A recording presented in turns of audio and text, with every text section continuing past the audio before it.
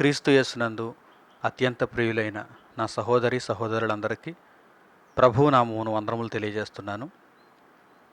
దేవుని కృపను బట్టి మరొక చక్కని వాక్య భాగంలోనికి మనం అందరం వెళ్దాం. పరిశుద్ధ గ్రంథమును చేతపట్టుకొని నేను చెబుతున్నటువంటి మాటలన్నిటినీ ఆలోచనాత్మకంగా ప్రతి ఒక్కరూ నేర్చుకుంటారని కోరుకుంటున్నాను. ఒక సరికొత్త అంశం ఈరోజు మనమంతా నేర్చుకోబోతున్నాం. ప్రియులరా, ఈ భూమి మీద ఏ వ్యక్తినైనా ఏ వస్తువునైనా ప్రత్యేకంగా మనం పిలవాలి అంటే వారికి ఒక పేరు ఉండాలి. పేరును బట్టి ఎవరినైనా మనం గుర్తుపడతాం. ఐడెంటిఫై చేయాలంటే కనుక ఒక పేరు ఉండాలి. పేరును బట్టి వెంటనే మనం వ్యక్తిత్వాన్ని జ్ఞాపకం చేసుకుంటాం.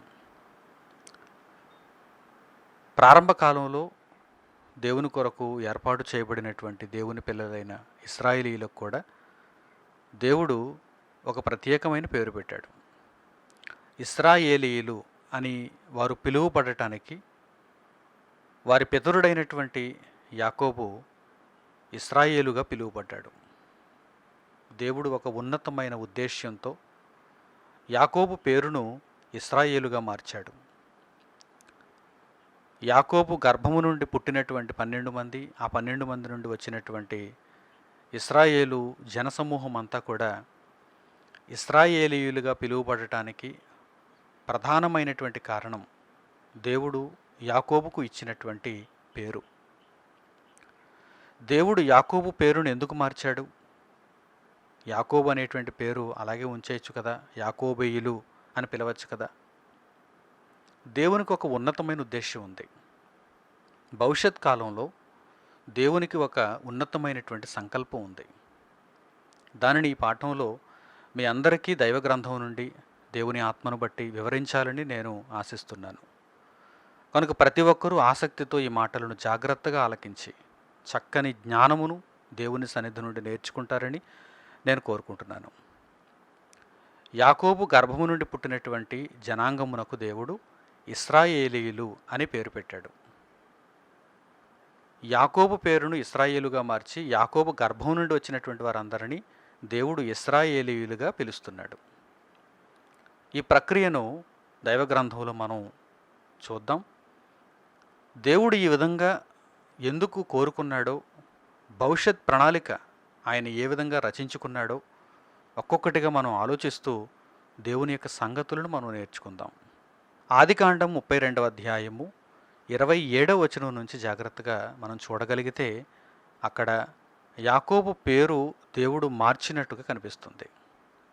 ఆదికాండము 32వ అధ్యాయం 27వ వచనం నుండి జాగ్రత్తగా చూడండి. ఆయన నీ పేరేమని అడుగుగా అతడు యాకోబు అని చెప్పాను. అప్పుడు ఆయన, నీవు దేవునితోనూ మనుషులతోనూ పోరాడి గెలిచితివు గనుక ఇక మీదట నీ పేరు ఇశ్రాయేలే గాని యాకోబు అనబడదని చెప్పాను. ఇశ్రాయేలు అనగా ఫుట్నోట్లో దేవునితో పోరాడువాడు. ప్రియులారా, యాకోబు యొక్క పేరును దేవుడు ఇశ్రాయేలుగా మార్చాడు. ఇశ్రాయేలు అనగా దేవునితో పోరాడువాడు. సందర్భాన్ని బట్టి దేవుడు యాకోబు యొక్క పేరును మార్చాడు. ఈ పేరు భవిష్యత్తులో ఒక జనాంగానికి ఆపాదించబడింది.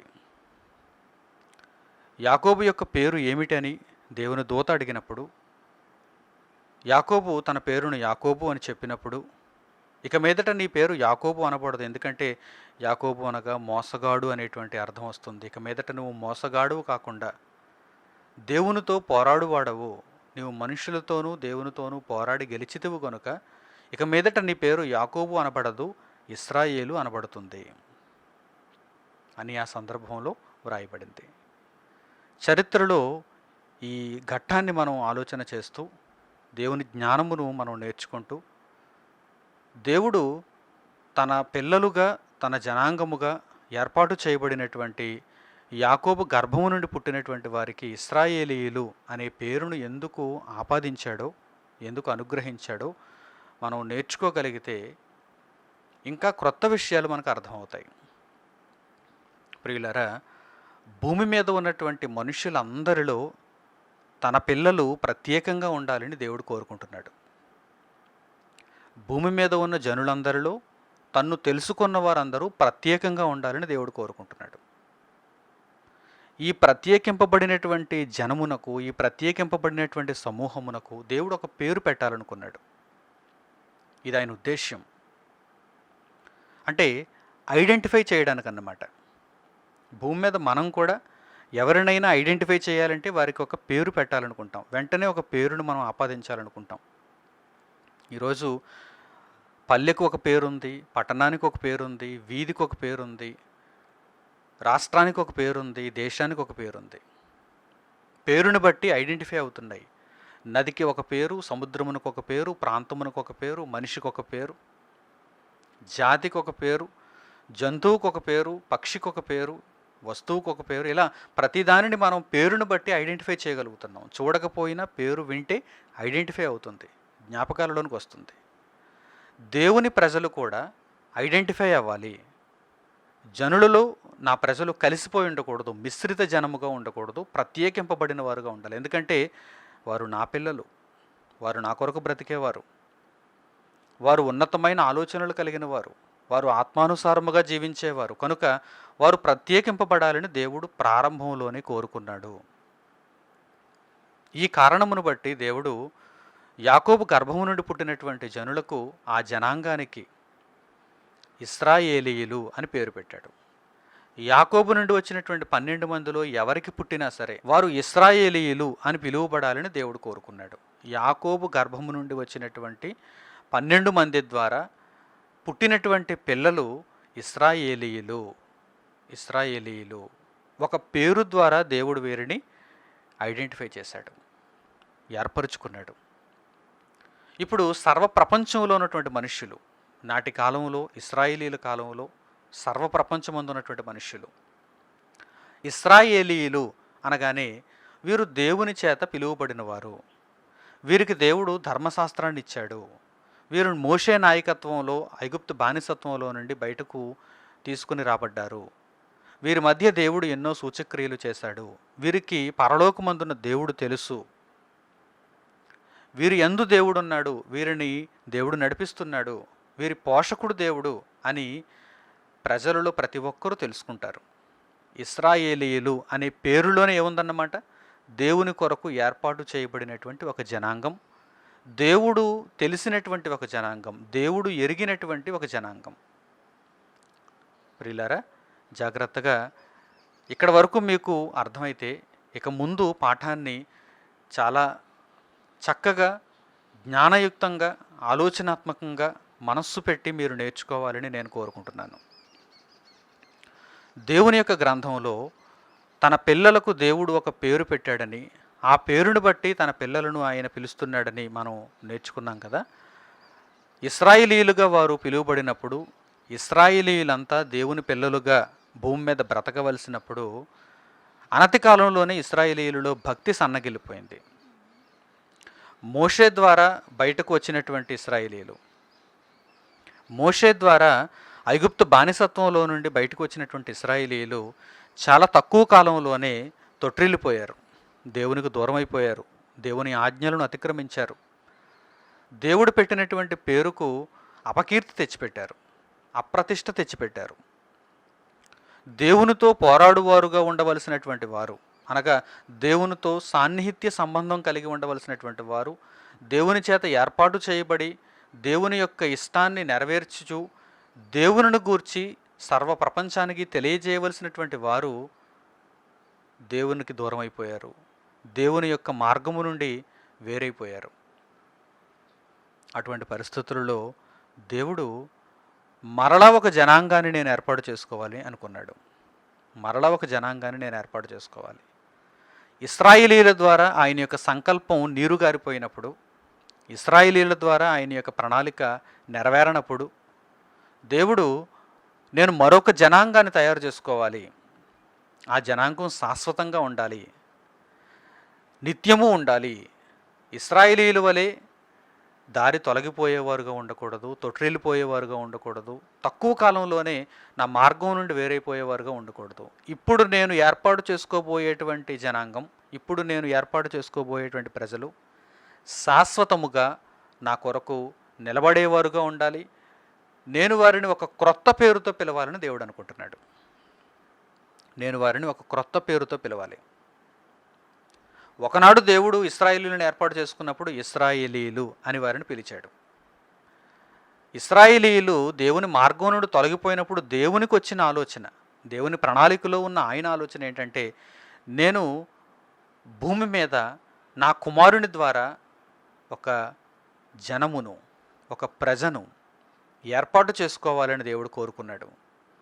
వారికి ఒక క్రొత్త పేరు ఇవ్వాలని దేవుడు ఆశించాడు. ఇశ్రాయేలీయులు దేవుని మార్గంలో నుండి తొలగిపోయారు కదా. ఇశ్రాయేలు అనేటువంటి పేరు, ఇశ్రాయేలు జనాంగమునకు దేవుడు మొట్టమొదట ఇచ్చినటువంటి ఆ పేరు పాతబడిపోయింది. ఎందుకంటే వారంతా దేవుని మార్గం నుండి తొలగిపోయారు కనుక వారికి దేవుడు ఇచ్చినటువంటి పేరు కూడా పాతబడిపోయింది. ఇశ్రాయేలీయులు అనేటువంటి పేరు పాతబడిపోయింది. ఇప్పుడు నేను క్రొత్త పేరును నా క్రొత్త జనాంగానికి శాశ్వతముగా నిత్యముగా ఇవ్వాలని దేవుడు కోరుకుంటున్నాడు. ఒక చక్కని మాటను ఆయన దైవ గ్రంథంలో పొందుపరిచాడు. ఇప్పుడు ఆ మాటను మనం చూద్దాం. యెషయా గ్రంథము 65వ అధ్యాయము 15వ వచనం నుండి ఆ మాటలను చూడండి. యెషయా గ్రంథము 65వ అధ్యాయము 15వ వచనం నుండి. నేను ఏర్పరచుకొనిన వారికి మీ పేరు శాపవచనముగా చేసిపోయేదరు. ప్రభువగు యెహోవా నిన్ను హతము చేయును. ఆయన తన సేవకులకు వేరొక పేరు పెట్టును. దేశములో తనకు ఆశీర్వాదము కలుగవలనని కోరువాడు నమ్మదగిన దేవుడు తనను ఆశీర్వదింపవలనని కోరుకొనును. దేశములో ప్రమాణము చేయువాడు నమ్మదగిన దేవుని తోడని ప్రమాణము చేయును. పూర్వము కలిగిన బాధలు నా దృష్టికి మరుగుపడును, అవి నా దృష్టికి మరుగవును. ఇదిగో నేను క్రొత్త ఆకాశమును క్రొత్త భూమిని సృజించుచున్నాను. మునుపటివి మరుగుపడును, జ్ఞాపకమునకు రావు. నేను సృజించుచున్న దాన్ని గూర్చి మీరు ఎల్లప్పుడూ హర్షించి ఆనందించుడి. నిశ్చయముగా నేను యెరూషలేమును ఆనందకరమైన స్థలముగాను ఆమె ప్రజలను హర్షించు వారినిగాను సృజించుచున్నాను. ఇశ్రాయేలీయులలో దేవుడు ఏ ఆనందాన్ని అయితే చూడాలనుకున్నాడో ఆ ఆనందం ఆయనకు దొరకలేదు. అప్పుడు ఆయన ఏమంటున్నాడంటే, నేనే మిమ్మును హతము చేస్తాను, నేనే మిమ్మును యెరూషలేము నుండి తోలివేశాను, నేనే మిమ్మును శత్రురాజులకు అప్పగించాను, నేనే మిమ్మును మరల బానిసత్వమునకు అప్పగించాను. ఇక నేను నా సేవకులకు వేరొక పేరు పెడతాను. ఇశ్రాయేలు అనేటువంటి పేరు పెట్టను, వేరొక పేరు పెడతాను. నేను క్రొత్త ఆకాశము క్రొత్త భూమిని సృజిస్తాను. వారు నిత్యము అందులో నివసిస్తారు. వారికి నేను క్రొత్త పేరు పెడతాను. వారు నా ప్రజలుగా క్రొత్త పేరును కలిగి ఉంటారు అని దేవుడు వ్రాయించాడు. ఎప్పుడు వ్రాయించాడు? చాలా సంవత్సరాల తర్వాత, చాలా కాలం గడిచిపోయిన తర్వాత. ఆదికాండము 32వ అధ్యాయం అనగా యాకోబు సందర్భంలో దేవుడు ఇశ్రాయేలు అనేటువంటి నామమును అక్కడ అతడికి పెట్టాడు. అతని ద్వారా ఆయన కోరుకున్న ప్రజలకు పెట్టాడు. ఆ తర్వాత చాలా సంవత్సరాలు గడిచిపోయాయి. ఇశ్రాయేలీయులు చెరలోనికి వెళ్ళిపోయారు. అషూరీయుల చెరలోనికి, బబులోనీయుల చెరలోనికి వెళ్ళిపోయారు. యెరూషలేము పట్టణం ఖాళీ అయిపోయింది. దేవుడు వాగ్దానము చేసినటువంటి భూమి అన్యులతో నింపబడిపోయింది. అందులో నివసించవలసినటువంటి ఇశ్రాయేలీయులు మిగిలిన దేశాలకు, శత్రు దేశాలకు, దూరదేశాలకు చెరపట్టబడి తీసుకుని పోబడ్డారు. అటువంటి పరిస్థితులలో ప్రవక్తల ద్వారా దేవుడు మాట్లాడుతున్నాడు. అందులో ఒకానొక ప్రవక్త యెషయా పలుకుతున్నటువంటి ఈ మాట చూడండి. పరిశుద్ధాత్మ ప్రేరణతో యెషయా పలుకుతున్నటువంటి చక్కని సందర్భాన్ని చూడండి. నేను నా సేవకులకు వేరొక పేరు పెట్టుదును. నేను వారిని నిత్యము నా ప్రజలుగా అంగీకరిస్తాను. వారు ఇశ్రాయేలీయుల వలె తొలగిపోయి మరలా తొట్టిల్లిపోయి నాకు బాధను మిగిల్చేవారుగా ఉండరు. నా కొరకు నిత్యము బ్రతికేవారుగా ఉంటారు. నేను వారికి క్రొత్త పేరు పెడతానని దేవుడు ఇక్కడ తెలియజేశాడు. అంటే భవిష్యత్తులో ఇశ్రాయేలీయుల తర్వాత భవిష్యత్తులో రాబోయేటువంటి ఆయన పిల్లలకు, ఆయన ప్రజలకు దేవుడు ఒక క్రొత్త పేరును అనుగ్రహించబోచున్నాడు. ఒక క్రొత్త పేరుతో ఆ జనాంగమును ఆయన పిలువబోతున్నాడు. ఆ క్రొత్త పేరు కలిగినటువంటి వారందరూ ఎక్కడుంటారు? క్రొత్త ఆకాశమును క్రొత్త భూమిని అనుభవిస్తారు. వారు పరలోకానికి ఆహ్వానింపబడతారు. వారు నిత్య జీవంలో అడుగు పెడతారు. కనుక ఈ పాఠం మనం చాలా జాగ్రత్తగా నేర్చుకోవాలి. ఎందుకంటే మనకి ఇప్పుడు ఆశ ఉంది, క్రొత్త ఆకాశంలోనికి వెళ్ళాలని, క్రొత్త భూమి యందు నేను నివసించాలని, నిత్య జీవాన్ని స్వతంత్రించుకోవాలని, దేవుని కొరకు నేను బ్రతికి ఉన్నతమైనటువంటి బహుమానమును దేవుని వలన మహావిశ్రాంతిని నేను పొందాలని ఆ ఆశ మనకు ఉంది కదా. అయితే ఆ క్రొత్త పేరులో మనం ఉన్నామా లేదా అనేది ఇప్పుడు మనకు తెలియవలసినటువంటి సమాధానం. ఆ క్రొత్త పేరు ఏమిటి? ఆ క్రొత్త పేరులో నేనున్నానా? ఆ క్రొత్త పేరుతో నేను పిలువబడుతున్నానా? ఇది ఇప్పుడు మనకు తెలియవలసినటువంటి సమాధానం. కనుక వీటిని మనం దైవ గ్రంథంలో చాలా జాగ్రత్తతో నేర్చుకుందాం. దేవుని యొక్క కృపను బట్టి వాటన్నిటినీ నేర్చుకొని వాటి ప్రకారం బ్రతకడానికి ప్రయత్నం చేద్దాం. ఇంకా యెషయా గ్రంథంలో మరొక సందర్భంలో వ్రాయబడినటువంటి చక్కని మాటలను మీకు పరిచయం చేస్తాను. 56వ అధ్యాయం 3వ వచనం నుంచి చూడండి. యెషయా గ్రంథము 56వ అధ్యాయము 3వ వచనం నుంచి. యెహోవాను హత్తుకొను అన్యుడు నిశ్చయముగా యెహోవా తన జనులలో నుండి నన్ను వెలివేయునని అనుకొనవద్దు. షండు నేను ఎండిన చెట్టని అనుకొనవద్దు. నేను నియమించిన విశ్రాంతి దినములను ఆచరించుచు నాకిష్టమైన వాటిని కోరుకొనుచు నా నిబంధనను ఆధారము చేసుకొనుచున్న షండులను గూర్చి యెహోవా ఎలాగు సెలవిచ్చుచున్నాడు. నా ఇంటను నా ప్రాకారములలోనూ ఒక భాగమును వారికి ఇచ్చేదను. కొడుకులు కూతుళ్ళు అని అనిపించుకొనుట కంటే శ్రేష్టమైన పేరు వారికి పెట్టుచున్నాను. కొట్టివేయబడని నిత్యమైన పేరు వారికి పెట్టుచున్నాను. దేవుని కొరకు ఇశ్రాయేలీయులు ఏర్పాటు చేయబడినప్పుడు ఇశ్రాయేలీయులు తప్ప సమాజంలో ఇంకెవ్వరికీ దేవుడు పరిచయం కాలేదు. అన్యులుగా ఉండిపోయారు, మరికొందరు షండులుగా ఉండిపోయారు. దేవుడు ఎప్పుడైతే క్రొత్త జనాంగమును క్రొత్త పేరుతో పిలవాలని, క్రొత్త ఆకాశమును క్రొత్త భూమిని తయారు చేయాలని సంకల్పించాడో, తన కుమారుడైన యేసుక్రీస్తు ద్వారా భూమి మీద తన కొరకు నీతిమంతులను ఏర్పాటు చేసుకోవాలని ఆయన ఆశించాడో, అప్పుడు ఈ విషయాన్ని, తన మనసులో ఉన్న విషయాన్ని వెల్లడి చేస్తున్నాడు. అదేంటంటే, ఇశ్రాయేలీయులారా, మీ యందు నేను ఆశపడ్డాను కానీ ఆ ఆశ నెరవేరలేదు. మీరు నా మార్గం నుండి తొలగిపోయారు. నేను మీకు పెట్టినటువంటి పేరు మీరు సార్థకం చేసుకోలేదు. మీరు అన్యదారుల్లోనికి వెళ్ళిపోయారు. కనుక నేను షండులను అన్యులను కూడా ఆదరిస్తాను. మీలో కూడా ఎవరైనా దేవుని మార్గమును బట్టి యేసుక్రీస్తు ద్వారా నాకు కుమారుడు కావాలనుకుంటే మీరు కూడా రావచ్చు. కనుక సర్వ మానవాళిలో ఎవరైతే యేసుక్రీస్తును అంగీకరించి నా కుమారుడి ద్వారా నాకు చేరువవ్వాలనుకుంటారో వారందరినీ నేను ఒక జనాంగముగా, ఒక ప్రజగా మారుస్తాను. వారికి నేను క్రొత్త పేరు పెడతానంటున్నాడు. వారికి నేను క్రొత్త పేరు పెడతాను. ఇది దేవుని సంకల్పం, ఇది దేవుని ఆలోచన. ఒకనాడు ఇశ్రాయేలీయులు ఒక జనాంగముగా ఉన్నారు. వారిని దేవుడు ఇశ్రాయేలీయులు అని పిలిచాడు. అది పాత పేరు అయిపోయింది. ఇప్పుడు దేవునికి ఒక క్రొత్త జనాంగం కావాల్సి వచ్చింది. ఆ క్రొత్త జనాంగం కేవలం క్రీస్తు ద్వారా మాత్రమే దేవునికి కావాలి. వారికి దేవుడు ఒక క్రొత్త పేరు ఇద్దామనుకుంటున్నాడు. వారి కొరకు దేవుడు ఒక ఆకాశమును ఒక భూమిని కూడా నిర్ణయించాడు. వారి కొరకు దేవుడు నిత్యత్వమును అనుగ్రహించబోచున్నాడు. వారు మరలా తొట్టిల్లేవారు కాకుండా నిత్యము బ్రతికేవారుగా ఉండాలని దేవుడు కోరుకున్నాడు. ఎందుకంటే మరలా వీరు తొట్టిల్లిపోయారు అనుకోండి, ఇశ్రాయేలీయులకు క్రొత్త పేరు పెట్టబడిన వారికి ఇక తేడా ఉండదు. ఒకనాడు తొట్టిల్లినటువంటి ఇశ్రాయేలీయుల కంటే మిన్న అయినటువంటి జనాంగం దేవునికి కావాలి. ఒకనాటి ఇశ్రాయేలీయుల కంటే గొప్పదైనటువంటి జనాంగం, గొప్పదైనటువంటి ప్రజ దేవునికి కావాలి. కనుక ఆ పేరు కంటే గొప్పదైనటువంటి పేరు వీరికి పెట్టాలనుకుంటున్నాడు. అందుకే దానిని క్రొత్త పేరు అంటున్నాడు. ప్రతి చోట ఆయన క్రొత్త పేరు, క్రొత్త పేరు, క్రొత్త పేరు అంటున్నాడే తప్ప ఆ పేరేమిటో చెప్పలేదు. జాగ్రత్తగా ఆలోచన చేయండి. పరిశుద్ధ గ్రంథాన్ని ఇంకా మనం పరిశోధన చేద్దాం, ఆలోచన చేద్దాం. అదే యెషయా గ్రంథము 62వ అధ్యాయము 2వ వచనాన్ని చూడండి. యెషయా గ్రంథము 62వ అధ్యాయము 2వ వచనం. జనములు నీ నీతిని కనుగొనును, రాజులందరూ నీ మహిమను చూచెదరు. యెహోవా నియమింపబో క్రొత్త పేరు నీకు పెట్టబడును. దేవుని కొరకు బ్రతికే వారికి దేవుడు ఒక క్రొత్త పేరు ఇవ్వబోతున్నాడు. ఆ క్రొత్త పేరుతో వారిని పిలువబోతున్నాడు. ఆ క్రొత్త పేరు ఎవరికైతే ఉంటుందో వారు క్రొత్త ఆకాశంలోనికి, క్రొత్త భూమిలోనికి వెళ్తారు. దేవుని చిత్తమును నెరవేర్చువారై నిత్యము కొట్టివేయబడని, ఒకనాడు ఇశ్రాయేలీయులకు దేవుడిచ్చిన పేరు ఇప్పుడు కొట్టివేయబడింది. కానీ కొట్టివేయబడని క్రొత్త పేరుతో దేవుడు ఒక జనాంగమును పిలవాలనుకుంటున్నాడు. ఆ జనాంగము ద్వారా దేవుని యొక్క ఆశ, దేవుని యొక్క సంకల్పమును ఆయన పూర్తి చేయాలనుకుంటున్నాడు. ఇంతకీ ఆ కొత్త పేరేంటి? ఈ క్రొత్త పేరు మనం కలిగి ఉన్నామా లేదా? ఈ క్రొత్త పేరులోనికి మనం వస్తామా లేదా? ఈ క్రొత్త పేరును కలిగిన వారు భూమి మీద ఎవరు, ఎలా జీవిస్తారు?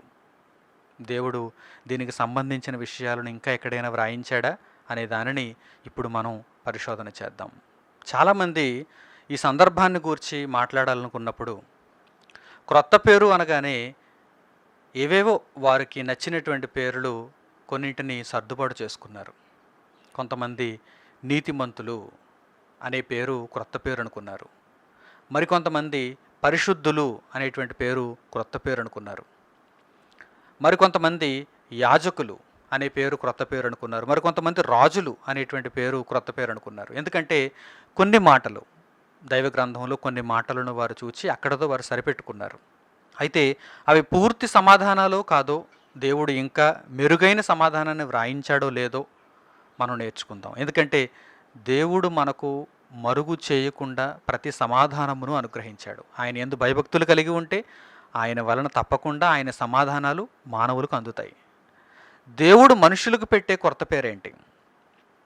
పరిశుద్ధుడా, నీతిమంతుడా, యాజకుడా, రాజా, లేక ఇంకేమైనా ఉందా?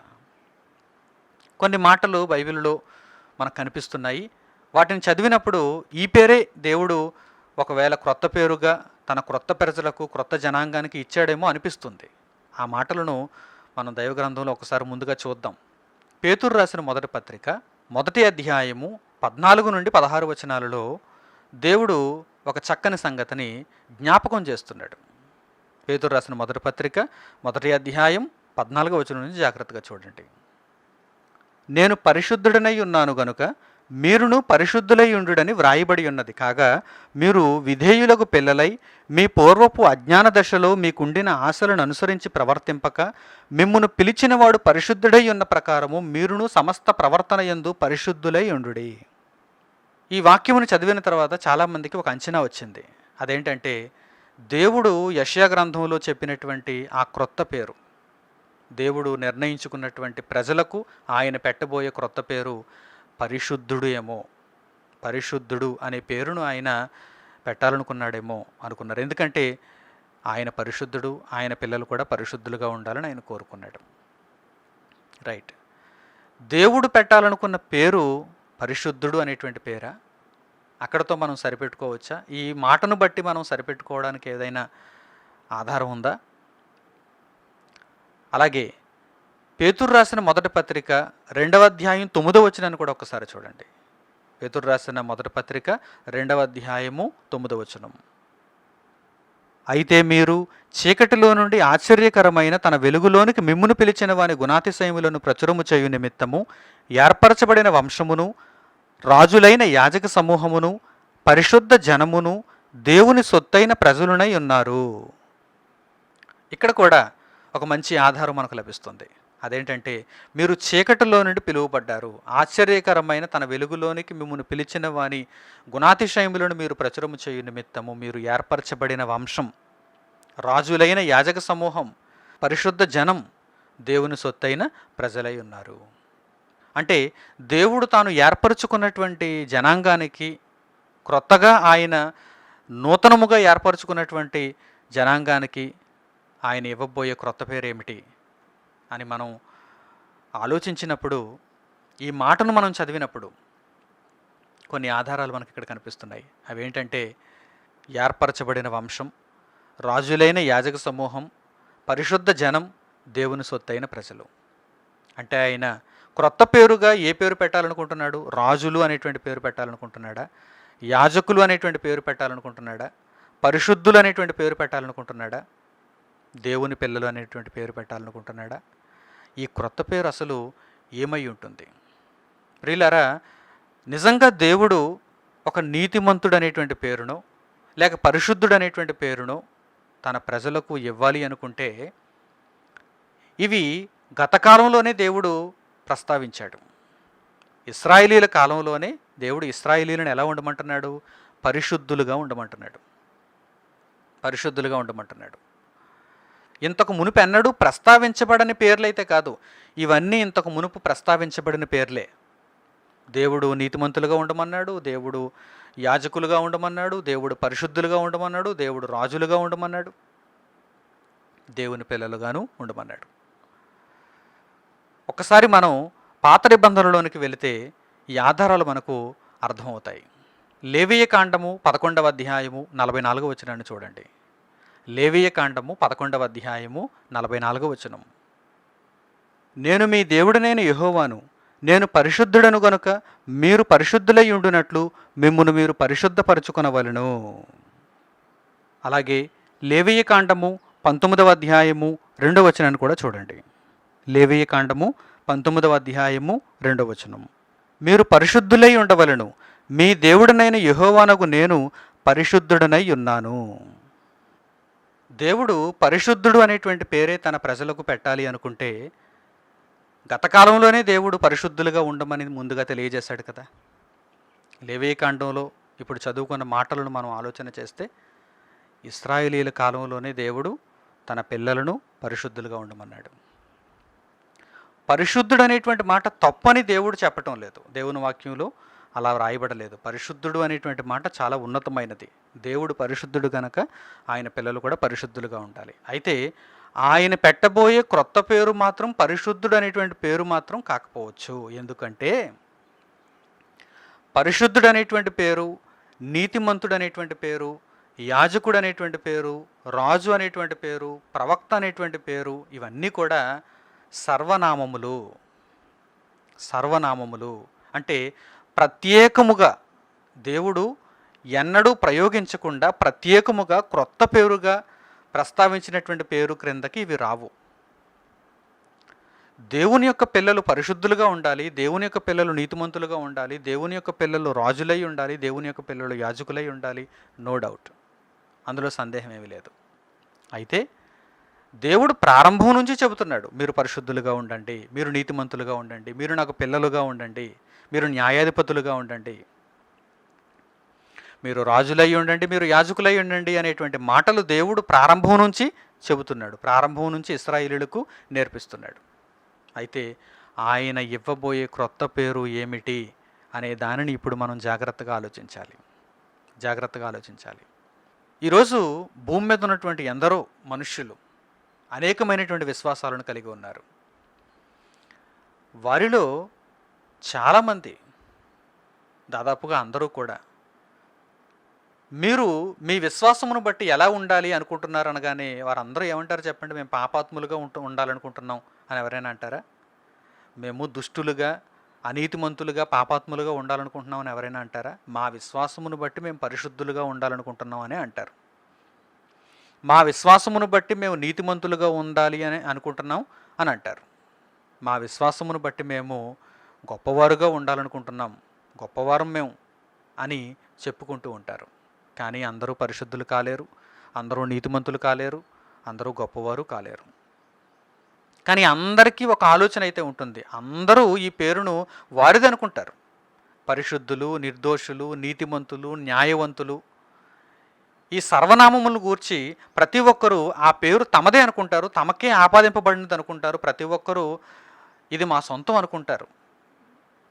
దేవుడు అలాంటి పేరు పెట్టడు, దానిని క్రొత్త పేరు అనడు. అది ఒక వ్యక్తిత్వం, అది ఒక గుణం. పరిశుద్ధత అనేది ఒక గుణం, నీతి అనేది ఒక గుణం. ఆయన తన పిల్లలలో ఆ గుణాలను చూడాలనుకుంటున్నాడు. అయితే ఆయన పిల్లలకు ఒక క్రొత్త పేరు పెట్టాలనుకుంటున్నాడు. చాలా జాగ్రత్తగా దీనిని అర్థం చేసుకోవాలి. దేవుని యొక్క వాక్యములో పరిశోధన చేయాలి, దేవుని మనసును తెలుసుకోవాలి. తన పిల్లలకు క్రొత్త పేరును ఆయన ఇవ్వాలనుకుంటున్నాడు. ఆ క్రొత్త పేరును కలిగినటువంటి వారు మాత్రం పరిశుద్ధులై ఉండాలి, నిర్దోషులై ఉండాలి, నీతిమంతులై ఉండాలి, రాజులైన యాజక సమూహమై ఉండాలి, దేవుని సొత్తైన ప్రజలనై ఉండాలి. ఇది మీకు అర్థం కావాలంటే ఒక మంచి ఉదాహరణ చూపిస్తాను. ఆ ఉదాహరణ ఎవరో కాదు, మన రక్షకుడు ప్రభువునైన దేవుని కుమారుడైన యేసుక్రీస్తు. ఈయనకు పెట్టబడినటువంటి పేరు ఏ విధంగా పెట్టబడిందో మీరు ఒక్కసారి పరిశీలన చేస్తే ఇప్పుడు నేను చెప్పిన విషయం మీకు అర్థమవుతుంది. క్రొత్త పేరు అనేటువంటి ఈ విషయం మీకు అర్థమవుతుంది. యేసుక్రీస్తు వారిని గూర్చి ఆయన పుట్టక ముందు ఆయన పేరును గూర్చి ప్రస్తావించబడినటువంటి ఒక వాక్య భాగం ఉంది యెషయా గ్రంథంలోనే. 9వ అధ్యాయము 6వ వచనాన్ని ఒక్కసారి చూడండి. యెషయా గ్రంథము 9వ అధ్యాయము 6వ వచనం. ఏలయనగా మనకు శిశువు పుట్టెను, మనకు కుమారుడు అనుగ్రహింపబడెను, ఆయన భుజము మీద రాజ్యభారముండును. ఆశ్చర్యకరుడు, ఆలోచనకర్త, బలవంతుడైన దేవుడు, నిత్యుడగు తండ్రి, సమాధానకర్తయగు అధిపతి అని అతనికి పేరు పెట్టబడును. యేసుక్రీస్తు యొక్క జననమును గూర్చి ముందుగా వ్రాయబడినటువంటి మాటలను మనం ఆలోచన చేస్తే ఆయనకు పెట్టబోయే పేరు, ఆయనకు పేరు పెట్టబడును. ఏ విధంగా పెట్టబడును పేరు? ఒక పేరు కాదు, చాలా పేర్లు అక్కడ ప్రస్తావించబడ్డాయి. ఆశ్చర్యకరుడు, ఆలోచనకర్త, నిత్యుడగు తండ్రి, బలవంతుడగు దేవుడు, సమాధానకర్తయగు అధిపతి. ఆయనకు ఈ విధంగా పేరు పెట్టబడుతుంది. అయితే ఈ పేర్లలో ఏ పేరైనా అప్పుడు ఆయనకు తల్లిదండ్రుల చేత పెట్టబడిందా? అప్పుడు ఆయన ఆ పేరు చేత పిలువబడ్డా? మరి ఈ పేర్లన్నీ ఇక్కడ ఎందుకు రాయించినట్టు? ఇవన్నీ వ్యక్తిత్వాన్ని సూచించే పేర్లు, వ్యక్తిత్వాన్ని సూచించే పేర్లు. ఆశ్చర్యకరుడు, యేసుక్రీస్తు నా పేరు ఆశ్చర్యకరుడు అని ఎక్కడ చెప్పడు. ఆయన చేసే కార్యక్రమాలు ఆశ్చర్యముగా ఉంటాయి కనుక ఆయన ఆశ్చర్యకరుడని అందరూ ఒప్పుకొని తీరాలి. అయితే ఆయనకు పెట్టబడే పేరు మాత్రం వేరేది ఉంటుంది. ఆయన నా పేరు బలవంతుడు, బలవంతుడగు దేవుడు నేను అని ఆయన ఎక్కడ చెప్పుకోడు. ఆయన నిజముగా తన కార్యక్రమాలలో, తన జీవితములో, తన ప్రవర్తనలో, తన మాటలలో బలమును చూపిస్తాడు కనుక ఆయన నిజంగా బలవంతుడు, బలవంతుడగు దేవుడు. నిత్యుడగు తండ్రి, ఆయన నిత్యము నిలిచేవాడు. అంతే తప్ప నా పేరు నిత్యుడు అని ఆయన ఎప్పుడూ చెప్పుకోడు. ఆయన నిత్యము నిలుచుటను బట్టి ఆయన నిత్యుడగు తండ్రి అవుతాడు. ఆయన సమాధానకర్త, భూమి మీద సమాధానకర్త. ప్రియులైన దేవుని పిల్లలారా, జాగ్రత్తగా మీరు ఆలోచన చేయండి. యేసుక్రీస్తు యొక్క వ్యక్తిత్వాన్ని సూచించే పేర్లన్నీ ఇక్కడ చెప్పబడ్డాయి, కానీ యేసుకు పెట్టబడేటువంటి యేసు అనే పేరు మాత్రం ఇక్కడ ప్రస్తావించబడలేదు. మరి మనం దేవుని కుమారుణ్ణి భూమి మీద ఏమని పిలుస్తున్నాం? ఆయనను గురించి ఏమని మాట్లాడుకుంటున్నాం? యేసుక్రీస్తు అనే పేరు చేత ఆయనను పిలుస్తున్నాం. ఇప్పుడు సర్వప్రపంచం కూడా ఆయనను ఏ విధంగా పిలుస్తుంది? జీసస్ క్రైస్ట్, యేసుక్రీస్తు. ఆయనకు తల్లిదండ్రులు పెట్టినటువంటి పేరును గూర్చి, పరలోకములో నుండి వచ్చినటువంటి ఆజ్ఞను బట్టి వారు పెట్టినటువంటి పేరును గూర్చి వాక్య భాగంలో మనం చూద్దాం. మత్తయి సువార్త 1వ అధ్యాయము 21వ వచనం. మత్తయి సువార్త 1వ అధ్యాయము 21వ వచనాన్ని చూడండి, జాగ్రత్తగా ఆలోచన చేయండి. ఆమె యొక్క కుమారుని కనును, తన ప్రజలను వారి పాపముల నుండి ఆయనే రక్షించును కనుక ఆయనకు యేసు అను పేరు పెట్టుదవనెను. యేసు అను శబ్దమునకు రక్షకుడని అర్థము. అలాగే లూకాసు వార్త 2వ అధ్యాయము 11వ వచనం కూడా చూడండి. లూకాసు వార్త 2వ అధ్యాయము 11వ వచనం. దావీదు పట్టణమందు నేడు రక్షకుడు మీ కొరకు పుట్టియున్నాడు, ఈయన ప్రభువైన క్రీస్తు. క్రీస్తు అను శబ్దమునకు అభిషక్తుడు అని అర్థము. దేవుని కుమారునికి భూమి మీద పెట్టబడినటువంటి పేరు యేసు క్రీస్తు. రక్షకుడు, అభిషక్తుడు, ఆ రెండు పదాలకు అర్థం రక్షకుడు, అభిషక్తుడు. ఈయన యొక్క వ్యక్తిత్వాన్ని గురించి మాట్లాడుకుంటే యెషయా గ్రంథంలో చాలా పేర్లు చెప్పబడ్డాయి. ఆశ్చర్యకరుడు, ఆలోచనకర్త, నిత్యుడగు తండ్రి, బలవంతుడగు దేవుడు, సమాధానకర్తయగు అధిపతి అని ఆయనకు పేరు పెట్టబడును. కానీ ఈ పేర్లలో ఏ పేరు కూడా మరియ చేత కానీ యోసేపు చేత కానీ దేవుడు పెట్టించలేదు. మరి దేవుడు కోరుకున్న, దేవుడు నిర్ణయించిన పేరంటూ ఒకటి ఉంది, యేసు క్రీస్తు. యేసు క్రీస్తు. పరలోకము నుండి వచ్చినటువంటి దేవదూతలు ఈ విషయాన్ని వారికి తెలియజేశారు. దేవుని మనస్సులో ఉన్న పేరది యేసుక్రీస్తు. అంటే దేవుడు ప్రత్యేకముగా ఆయనకు ఇవ్వాలనుకున్న పేరేంటన్నమాట? యేసుక్రీస్తు. అలాగని యేసు పరిశుద్ధుడు కాదా? దేవుడు పరిశుద్ధుడై ఉన్న ప్రకారము భూమి మీద ఆయన పిల్లలు కూడా పరిశుద్ధులై ఉండాలి కనుక పరిశుద్ధుడు అనేటువంటి పేరు ఆయన పెట్టుకున్నాడా, లేక పెట్టుకోనంత మాత్రాన ఆయన పరిశుద్ధుడు కాదా? నీతిమంతుడు అనేటువంటి పేరు ఆయన పెట్టుకున్నాడా? పెట్టుకున్నంత మాత్రాన ఆయన నీతిమంతుడు కాదా? ఇవన్నీ ఆయన లక్షణాలండి.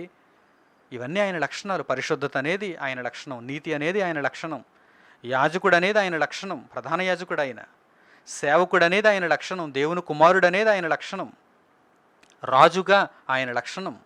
అయితే ఆయనకు దేవుడు నిర్ణయించిన పేరు యేసుక్రీస్తు, రక్షకుడు, అభిషక్తుడు. ఈ ఉదాహరణ మీకు అర్థమైతే దేవుడు తన ప్రజలకు పెట్టబోయేటువంటి పేరు కూడా ఏ విధంగా ఉంటుందో మీరు ఒక అంచనాకు వస్తారని ఈ ఉదాహరణను మీకు చూపించాను. చాలామంది అనుకుంటున్నట్టుగా దేవుడు పెట్టబోయే క్రొత్త పేరు నీతిమంతుడో, పరిశుద్ధుడో, లేక రాజో, యాజకుడో, దేవుని పిల్లలో కాదు. ఇవన్నీ దేవుని ప్రజలకు ఉన్న అర్హతలు, దేవుని ప్రజలకు ఉండవలసినటువంటి బాధ్యతలు. అయితే దేవుడు వారికి ఇవ్వాలనుకున్న క్రొత్త పేరేమిటి? ఇప్పుడు మరలా సందేహం. ఇంతకీ దేవుడు తన ప్రజలకు ఇవ్వబోయే క్రొత్త పేరేమిటి? ఒకనాడు యాకోబు గర్భము నుండి వచ్చినటువంటి ఆయన ఏర్పరుచుకున్నటువంటి పిల్లలకు ఇశ్రాయేలీలు అనే పేరు ఇచ్చాడు కదా, అది పాతదైపోయింది కదా, వారంతా దేవుని మార్గం నుండి తొలగిపోయారు కదా. ఇప్పుడు దేవుని మార్గం నుండి తొలగకుండా నిత్యము ఉండేటువంటి ఆయన పిల్లలకు ఆయన నిర్ణయించిన పేరేంటి? క్రొత్త పేరు అని ఆయన ముందుగా ప్రస్తావించాడు కదా, ఆ క్రొత్త పేరు ఏమిటి? పరిశుద్ధ గ్రంథంలో మనం వెతికితే అపోస్తలుల కార్యములు 11వ అధ్యాయము 26వ వచనంలో ఒక చక్కని మాట వ్రాయబడింది. ఆ మాటను చూడండి. అపోస్తలుల కార్యములు 11వ అధ్యాయము 26వ వచనం. వారు కలిసి ఒక సంవత్సరమంతయు సంఘములో ఉండి బహుజనులకు వాక్యమును బోధించిరి. మొట్టమొదట అంతియొకయలో శిష్యులు క్రైస్తవులు అనబడిరి. వారు కలిసి ఒక సంవత్సరమంతా దేవుని వాక్యమును అనేకమైనటువంటి ప్రాంతాలలో బోధించారు.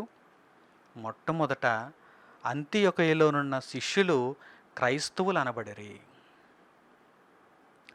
శిష్యులు బాప్తిస్మం తీసుకున్నారు, శిష్యులు దేవుని వాక్యమును ప్రకటిస్తున్నారు, శిష్యులు దేవుని యొక్క కార్యక్రమాలను నిర్వహిస్తున్నారు. అయితే వారంతా పరిశుద్ధులే, వారంతా నిర్దోషులే, వారంతా క్రీస్తు నామమున రక్షింపబడిన వారే, వారంతా నీతిలో బ్రతుకుచున్నవారే. కానీ వీరికి ఇంకా క్రొత్త పేరు రాలేదు. ఇప్పుడు దేవుడు తెలియజేస్తున్నాడు. అపోస్తలుల కార్యములు 11వ అధ్యాయము 26వ వచనంలో దేవుడు ఏమంటున్నాడంటే, మొట్టమొదట అంతియొకయలోనున్న శిష్యులు క్రైస్తవులు అనబడిరి. క్రైస్తవులు అనబడిరి. This is a unique name. ఇది ఒక ప్రత్యేకమైన పేరు. This is a unique name. Unique name అంటే ప్రత్యేకమైనటువంటి పేరు. ఈ పేరు ఇంకెవరు పెట్టుకోలేరు. ఎందుకంటే యేసుక్రీస్తు నామమున రక్షింపబడి, యేసుక్రీస్తు నామమున బాప్తిస్మమును తీసుకొని, యేసుక్రీస్తు రాజ్యములో ప్రవేశించిన వారికి ఈ పేరు ఆపాదింపబడుతుంది. మిగిలిన వారు ఎవ్వరికీ ఈ పేరు చెందదు. నేను ఏదో ఒక విశ్వాసంలో ఉన్నాను, ఏ విశ్వాసంలో ఉన్నవాడినైనా సరే నేను కూడా ఈ పేరు పెట్టుకుంటానంటే కుదురుతుందా? వారు పెట్టుకోరు, వారికి ఆ పేరు ఆపాదింపబడదు. ఏమంటే భూమి మీద యేసుక్రీస్తుని విశ్వసించకుండా చాలామంది బ్రతుకుతారు, వారి వారి విశ్వాసాలను బట్టి, వారి వారి నమ్మకాలను బట్టి. వారిలో ఎవరైనా క్రైస్తవులు అనేటువంటి పేరు పెట్టుకుంటారా? క్రిస్టియన్ అనేటువంటి పేరు పెట్టుకుంటారా? పెట్టుకోరు. పరిశుద్ధుడు అనేటువంటి పేరు వారు పెట్టుకోవచ్చు, ఎందుకంటే ఎవరు అడ్డు చెప్పలేరు. నీతిమంతుడు అనేటువంటి పేరు వారు పెట్టుకోవచ్చు, ఎవరు అడ్డు చెప్పలేరు, ఎందుకంటే మా ధర్మంలో, మా విశ్వాసంలో మేము పరిశుద్ధులు అంటారు వారు. మా మార్గంలో మేము నీతిమంతులు అంటారు వారు. ఏమంటే వారిని ఎవరైనా అడ్డు చెప్పగలరా? కానీ క్రైస్తవులు అనబడాలంటే యేసుక్రీస్తు నామమున రక్షణ పొందాలి, యేసుక్రీస్తు నామమున బాప్తిస్మం పొందాలి. అందుకే దేవుడు, నా ప్రజలకు నేను ఒక క్రొత్త పేరు పెడతాను. ఈ పేరు అందరూ పెట్టుకునేది కాదు, ఈ పేరు అందరికీ చెందినది కాదు, ప్రత్యేకం. నాటి కాలంలో ఇశ్రాయేలీయులు అని ఆ పేరు ఎవరైనా పెట్టుకోగలిగారా?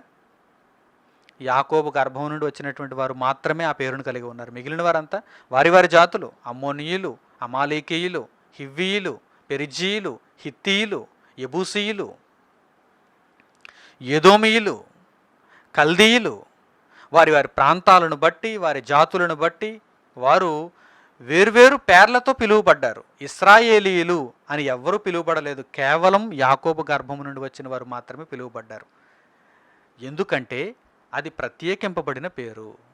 దేవుడు ఒక ఐడెంటిఫికేషన్తో వారికి ఇచ్చిన పేరు. ఇప్పుడు దేవుడు అంతకంటే శ్రేష్టమైన పేరు పెట్టాలనుకుంటున్నాడు కదా.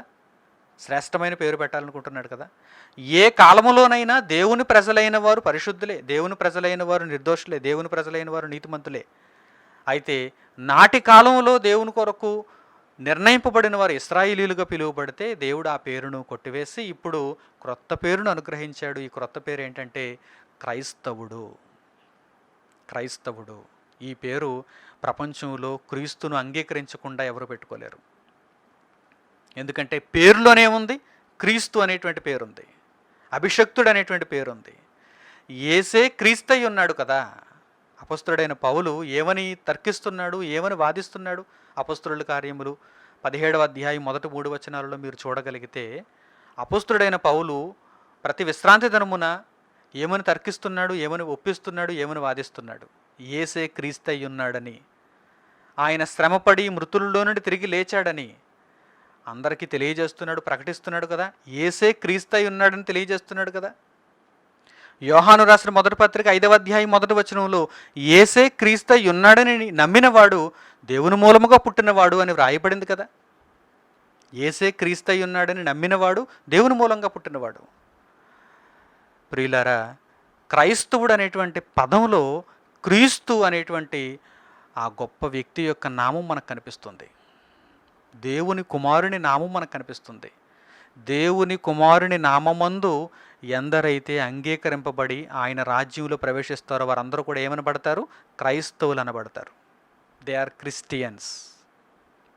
అయితే ఇక్కడ సహజంగా ఒక సందేహం అందరికీ రావచ్చు. ఏమంటే భూమి మీద నామకార్థ క్రైస్తవులు అనేక మంది ఉన్నారు కదా, కోటాను కోట్లుగా ఉన్నారు కదా. దేవుని కోసం బ్రతకకుండానే, దేవుని రాజ్యంలో సభ్యులుగా చేరకుండానే ఏదో నామకార్థముగా బాప్తిస్మం తీసుకుని, ఏదో నామకార్థంగా గుడికి వెళుతూ, ఏదో నామకార్థంగా బైబిల్ని చేతపట్టి, ఏదో నామకార్థంగా చందాయిస్తూ, పరలోకం మీద అవగాహన లేకుండా, దేవుని కోసం బ్రతకకుండా, నిత్యత్వం మీద ఆశ లేకుండా, అవగాహన లేకుండా బ్రతుకుతున్న వారు చాలామంది ఉన్నారు కదా. మరి వీరందరికీ ఆ పేరు ఆపాదింపబడుతుందా అంటే ఆపాదింపబడదు. ఆపాదింపబడదు. వారు క్రైస్తవులుగా పిలువబడుతూ మోసపోతున్నారు. నిజానికి వారు క్రైస్తవులు కారు.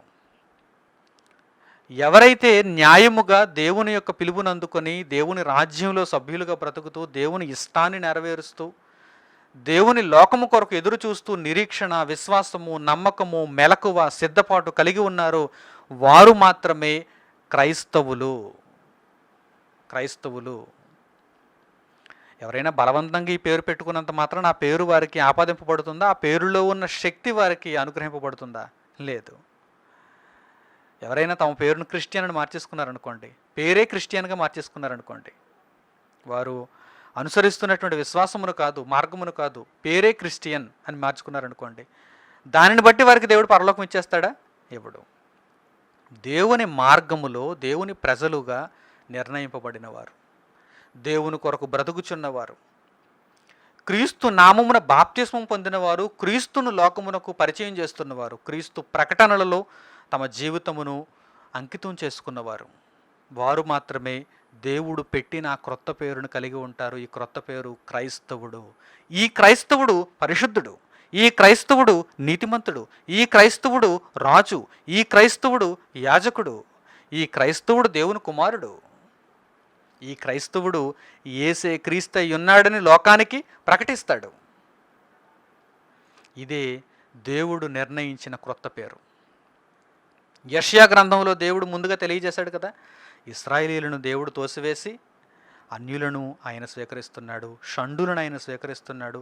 ఇశ్రాయేలీయులు కూడా ఎవరైనా నీతిమంతులుగా పరిశుద్ధులుగా బ్రతకాలనుకుంటే వారిని కూడా ఆయన ఆహ్వానిస్తున్నాడు. అందుకే గలతీయులకు పౌలు రాసినటువంటి పత్రిక 3వ అధ్యాయము 26వ వచనం నుంచి మనం చూడగలిగితే, క్రీస్తునందు బాప్తిస్మం పొందిన మీరందరూ క్రీస్తును ధరించుకొని ఉన్నారు. మీరు ఆ పేరు పెట్టుకున్నారు, ధరించుకున్నారు.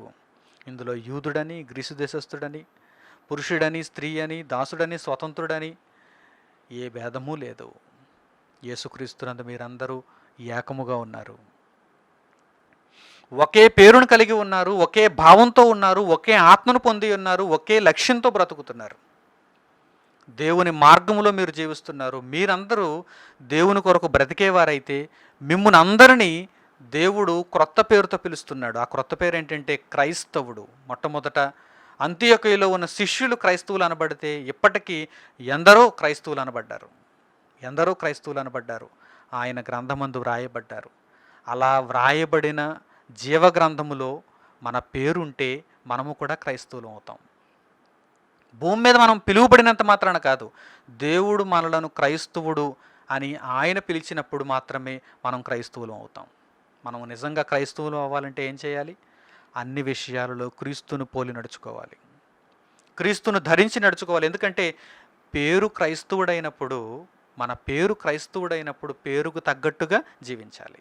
పేరు గుణములను సూచిస్తుంది కదా, పేరు గుణములను సూచిస్తుంది కదా. నీవెవరు అనగానే దేవుడు నాకు పెట్టిన పేరు క్రైస్తవుడు అని మనం జ్ఞాపకం చేసుకున్నప్పుడు ఆ క్రీస్తును ధరించుకొని ఆ క్రీస్తును భరిస్తూ లోకములో అనేక మందికి క్రీస్తును మన ద్వారా పరిచయం చేయాలన్నది దేవుని సంకల్పం. దేవుని చేత ఈ పేరు పెట్టబడి దేవుని మార్గంలో ఉండి దేవుని రాజ్యంలో నివసిస్తూ దేవుని కొరకు బ్రతుకుచున్నవారు తప్పకుండా కోల్పోకుండా ఊర్ధ్వలోకానికి వెళతారు. క్రొత్త ఆకాశము క్రొత్త భూమి వారిదే. అందులో మీరు నేను ఉండాలన్నది దేవుని సంకల్పం. అందుకే దేవుడు ఈ చక్కని పాఠ్యాంశమును మన కొరకు నిర్ణయించాడు. ప్రియులారా, ప్రకటన గ్రంథంలో 7 సంఘాలకు ఆయన సంగతులను వ్రాస్తూ పెర్గెము సంఘానికి అలాగే ఫిలదెల్ఫియా సంఘానికి ఆయన వ్రాసినటువంటి సంగతులలో ఈ మాట ప్రస్తావించబడింది. చక్కని సంగతులను మనం ప్రకటన గ్రంథంలో చూద్దాం. ముందుగా పెర్గెము సంఘానికి వ్రాసినటువంటి సందర్భాన్ని చూద్దాం. ప్రకటన గ్రంథము 2వ అధ్యాయము 17వ వచనం చూడండి. ప్రకటన గ్రంథం 2వ అధ్యాయము 17వ వచనం. సంఘములతో ఆత్మ చెప్పుచున్న మాట చెవిగలవాడు వినుగాక. జయించువానికి మరుగయ్యున్న మన్నాను భుజింపనిత్తును, మరియు అతనికి తెల్ల రాతినిత్తును, ఆ రాతి మీద చెక్కబడిన ఒక క్రొత్త పేరుండును, పొందిన వానికే గాని అది మరి ఎవనికి తెలియదు. పెర్గెము సంఘానికి దేవుడు సంగతులను వ్రాస్తూ ఏమంటున్నాడు? జయించిన వానికి ఒక తెల్లని రాతినిత్తును, ఆ తెల్లని రాతి మీద క్రొత్త పేరుండును.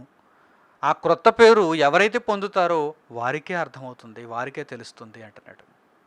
మీరు జయించు వారి జాబితాలో ఉన్నారా? లోకమును జయిస్తున్నారా? అపవాదిని జయిస్తున్నారా?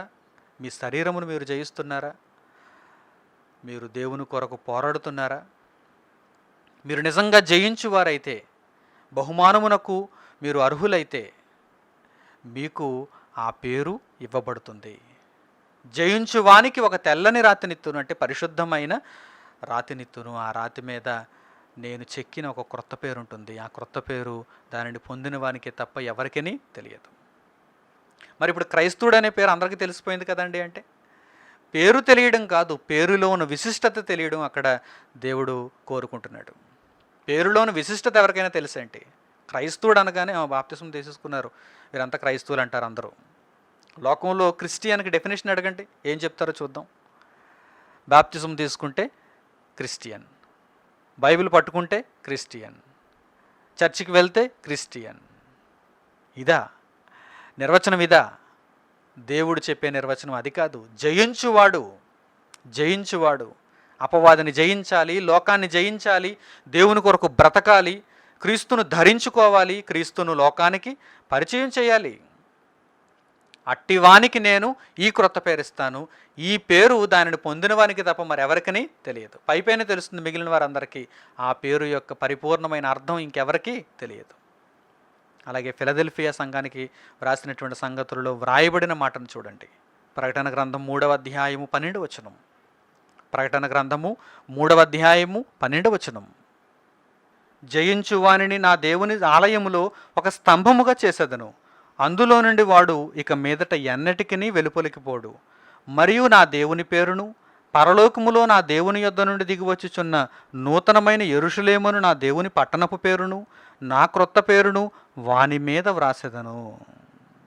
ఇక్కడ కూడా జయించే వానిని గూర్చి ఏమని తెలియజేయబడింది? నా దేవుని పేరు, యెరూషలేము పేరు, క్రొత్త యెరూషలేము, పైనుండి దిగివచ్చున్న యెరూషలేము పేరు, నా పేరు వాని మీద వ్రాసెదను.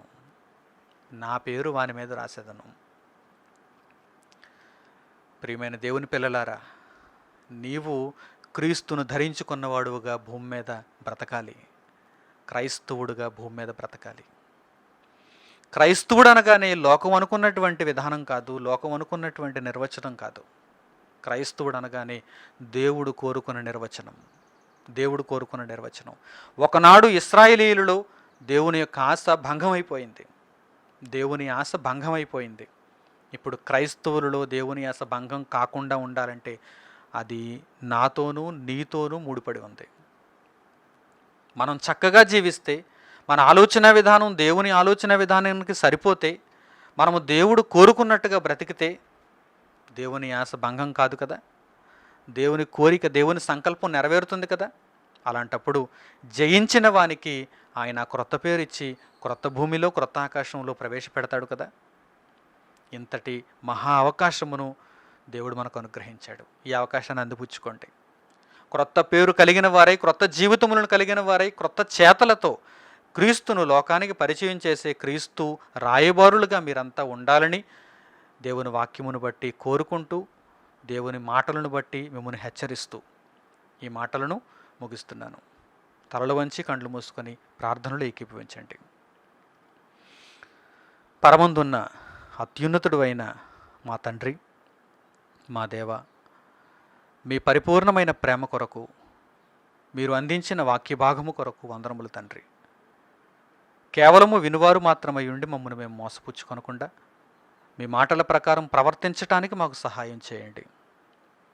ఇశ్రాయేలీయులలో మీరు కోరుకున్న విధానం జరగకపోవట చూచి తండ్రి, ఒక క్రొత్త జనాంగమును, క్రొత్త ప్రజను మీ కొరకు ఏర్పాటు చేసుకోవాలని నిర్ణయించి క్రొత్త పేరును ఆపాదించి మమ్మల్ని మీరు తయారు చేసుకున్నారు. మీ కుమారుడైన క్రీస్తు ద్వారా మమ్మల్ని అందరినీ ఏర్పాటు చేసుకున్నారు. దానిని బట్టి మీకు కృతజ్ఞతాస్తుతులు తండ్రి. మీ చిత్తాన్ని నెరవేర్చుచు మీ ఆలోచనలో ఉండగలుగుటకు ఎల్లప్పుడూ స్థిరమైన మనస్సు కలిగిన వారమై ఉండటకు మాకు సహాయం చేయండి.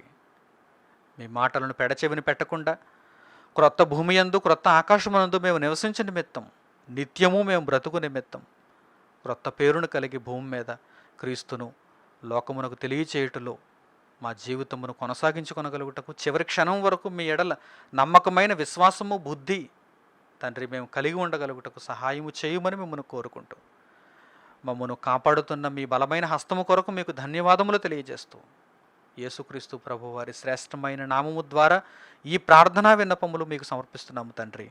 ఆమేన్. మన తండ్రి అయిన దేవుని ప్రేమ, ఆయన కుమారుడైన యేసుక్రీస్తు వారి కృప, పరిశుద్ధాత్మ దేవుని యొక్క అన్యోన్య సహవాసం మనందరికీ సదాకాలము తోడై నడిపించునుగాక. ఆమేన్.